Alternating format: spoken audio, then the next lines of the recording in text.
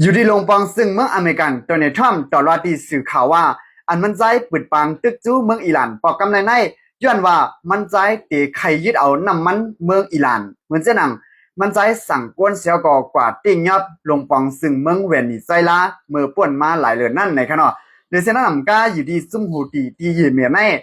ปืนเผาออกเปลี่ยนตั้งกันว่าเตโฮมห้อมเมืองอิหร่านเสียก่อตึกต่ออิสราเอลและอเมริกันห่าวๆแห้งๆในคณะและอยู่ที่เมืองอิสราเอลและฮูตีก็ตึกต่อกันห่าวๆแห้งๆค่ะเนาะพองยามเมื่อเหลียวใน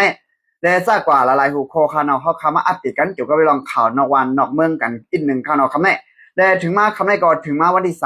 3 เดือนปี2026ไปแล้วค่ะเนาะปังตึกในก็เฮาข่าวไปหันตั้งแต่ได้ก็ยึดงำเหยียนเลยค่ะเนาะและ1วันมันหึงก็เลยว่าให้แทงให้สามากูมือกูวันค่ะนะปังตึกในก็เลยว่าเข้ามาในปัดที่หาเย้าค่ะเนาะและจะเป็นที่จะหือมาเนี่ยก็เขาคาไปด้วยกับจ้อมกันไว้กันเนาะด้วยกับคนเมืองเขาได้ก็อย่าผึดกินเจอน้ำมันกูมือกูวันค่ะนะและกำไรเขาคามาอัปเดตกว่ากำคอค่ะเนาะอยู่ที่ลงปองซึ่งเมื่อเหมือนกันตำราดีสื่อข่าวว่าอันนั้นใจ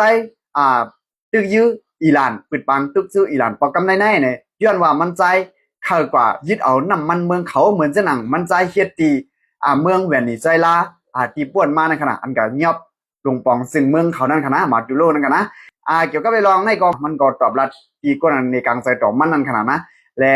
มือว่าวันที่20ในก็คนในกลางใจตอบมันในก็นำหนาคารุเนาะอันโหรานก็มันใจก็ออกมาลาดิสื่อข่าวคอยก็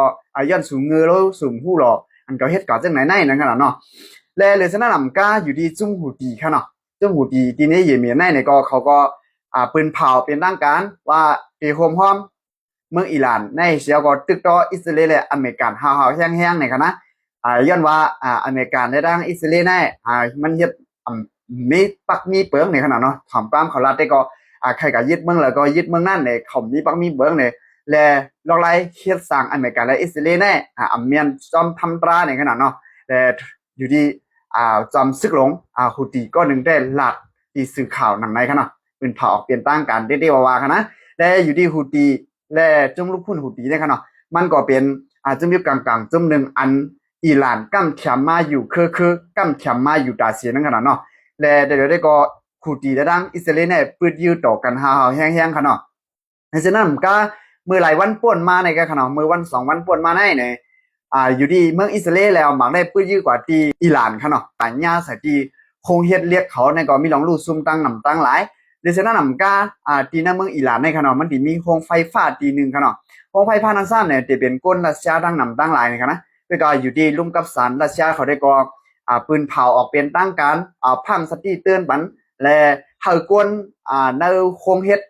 โครงไฟฟ้านั่นค่ะเนาะโครงไฟฟ้าในเมืองอิหร่านอันมีก้นรัสเซียนำนั่นค่ะเนาะอยู่ที่ภูมิเป็นพรในเมืองรัสเซียเขาปันฟังก้นเขาเตียนเหตุการณ์ในโครงไฟฟ้าที่ในเมืองอิหร่านนั่นให้ออกกำเหลียวในขนาดเนาะและให้ปอกใบสายมือตั้งนอกตั้งหลังตั้งเฮือนกำเหลียวย้อนวางเอาลายมันบ่หลีนึงขนาดเนาะและหลายวันป่วนมาในก็พี่น้องได้ก็ได้เสียเขาได้ยินของขนาดเนาะว่าอยู่ที่ลุงบองจึงเมื่อเหมือนกัน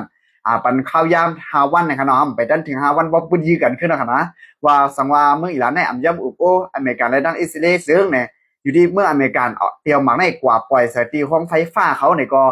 อยู่ที่ลงปองซึ่งแม่อเมริกันแน่ยามปันฟางมานั่นขนาดเนาะเพราะว่ามันเฮ็ดตี้กับมันเฮ็ดตี้นั่นขนาดนั้นลุงทอมในขนาดย้อนนั้นเกี่ยวกับไปลองข่าวนวันนอกเมืองในมันเดเป็นมาทางซึ่งหือตีเรียกลายมาซึ่งหือในข่าวสังในมาอัปเดตกันพี่น้องได้ก็ได้เสียขอให้เอาค่าฮับทอมกว่าคือจำกันขนาดเอาค่ะมาสูงตังหมดตังเซงค่ะ